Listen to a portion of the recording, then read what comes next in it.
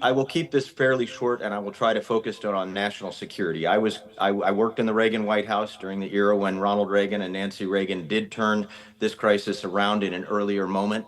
I worked for George Herbert Walker Bush after being a litigator for a while and clerking on the Ninth Circuit.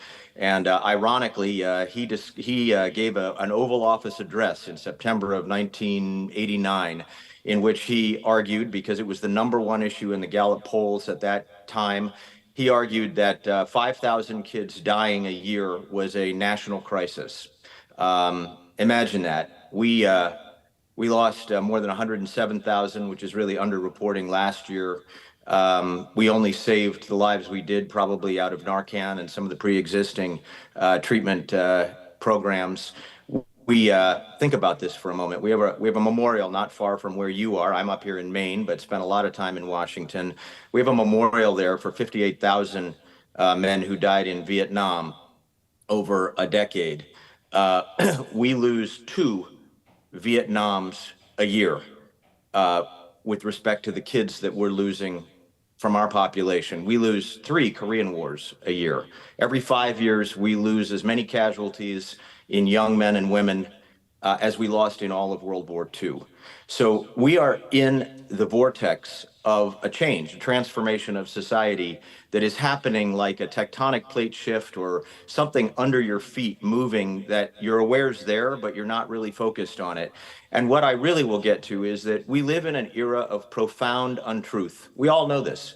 And so the question is, where is the truth? And the truth in the group of people that you just heard from is really right there. And frankly, there are an awful lot of people out there that could validate this. We could talk for 3 weeks about the science that validates everything that was just said today. People like Bertha Madras doing primary research up at Harvard Medical School have been after this for years. And what have we done? We have now consigned or reassigned what is truth to public perception. So it gets very dangerous, as David and Roger and others noted, when you take something that is objectively science and you turn it into some kind of a political game where it can be motivated by greed or by vote getting. At the end of the day, medicine, like raw science in any category, is not subject to public perception. It is an absolute in the sense that it's either true or untrue. The sun either rises in the east and sets in the west, or it doesn't. Drugs either work or they don't. And that's why we have the FDA, not a bunch of public, a lot of people trying to promote their own agendas, but rather objective assessors of what is and is not medicine. And we know for a fact that THC, while it has contributed, it has medical effects that could be channeled in the right direction.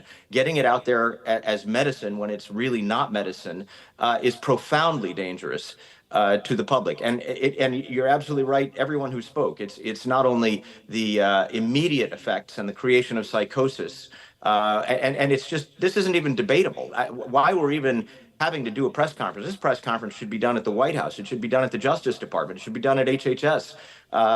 This is not a debatable proposition. THC directly contributes to psychosis in a profound way. And it's happening all over the country today. And we're allowing it to happen, which is incidentally a multifold sort of tsunami, if you will, in terms of the social welfare of the country. We have problems now with military recruiting. We have problems with mental health in a broader sense. We have problems with drug-related crime in these places. In Maine, we have these 300 illegal grow houses, just like in California, just like in Georgia. And I guess that allows me to then turn the page and say, you have to understand, this is more than just a greed or political votes or even an ideological battle. This is actually a broad spectrum battle of intergenerational warfare on the global stage. And anybody who's in this field knows, I spent 10 years as an intelligence officer, as well as being the Assistant Secretary of State for Colin Powell.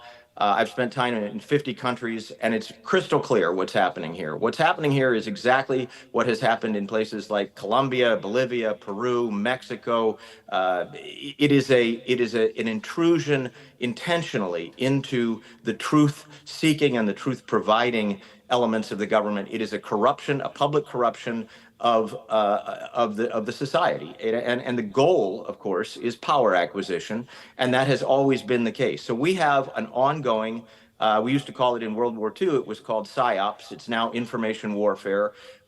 What we have is an ongoing battle, in particular with places like China, but also with non-state actors that wish only the worst for this country. They resent us. They are jealous of us. They want to disintegrate our inner cohesion. And one of the greatest accelerants, not just in the United States, but globally, in West Africa, you pick your country, anywhere in the world, one of the swiftest accelerants of internal disintegration is the promotion of drugs. And the fastest way to promote a drug is to promote it as if it has no bad side effects, to give it all the positivity that will allow people to initiate.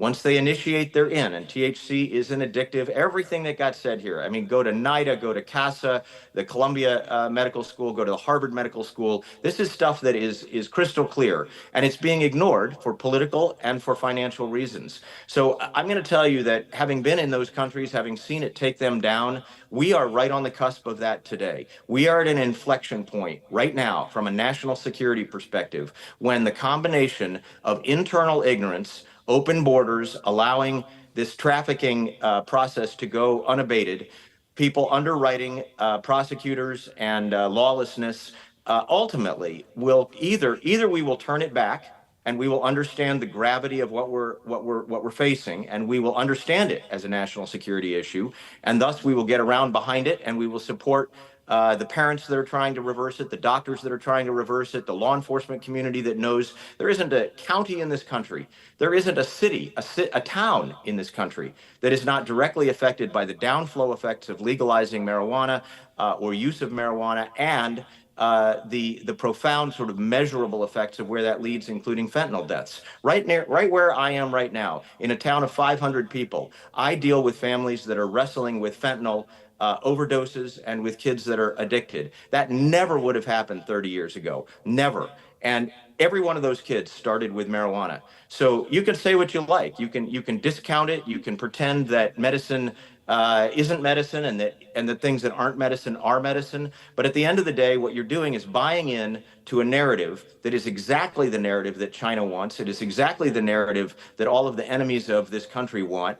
And I urge you to look at this, notch it up a bit, and understand that this is not just an issue of personal security or of municipal security or of state security or federal security. This is an issue of national security of a global proportion.